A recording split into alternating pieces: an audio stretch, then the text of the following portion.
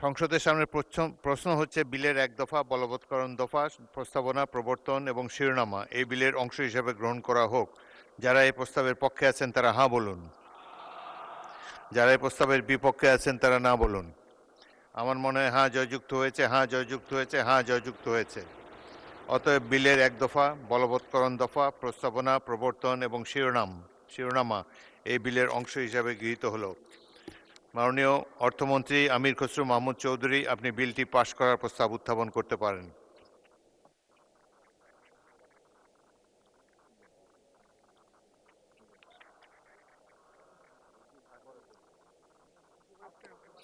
মাননীয় অর্থমন্ত্রী, আপনি বিলটি পাশ করার প্রস্তাব উত্থাপন করতে পারেন। আপনাকে ধন্যবাদ মাননীয় স্পিকার।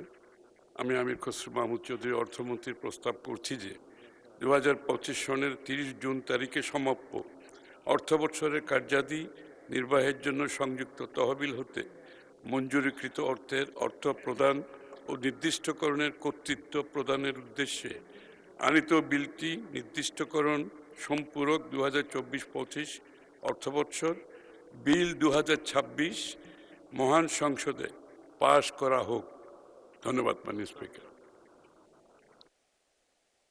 সংসদের সামনে প্রশ্ন হচ্ছে সংসদে উত্থাপিত আকারে নির্দিষ্টকরণ সম্পূরক 2024-25 অর্থবছর বিল 2026 পাশ করা হোক। যারা এই প্রস্তাবের পক্ষে আছেন তারা হ্যাঁ বলুন। যারা এই প্রস্তাবের বিপক্ষে আছেন তারা না বলুন। আমার মনে হয় হ্যাঁ জয়যুক্ত হয়েছে, হ্যাঁ জয়যুক্ত হয়েছে, হ্যাঁ জয়যুক্ত হয়েছে। অতএব সংসদে উত্থাপিত আকারে নির্দিষ্টকরণ সম্পূরক 2024-2025 অর্থবছর বিল 2026 সর্বসম্মতিক্রমে পাশ হলো।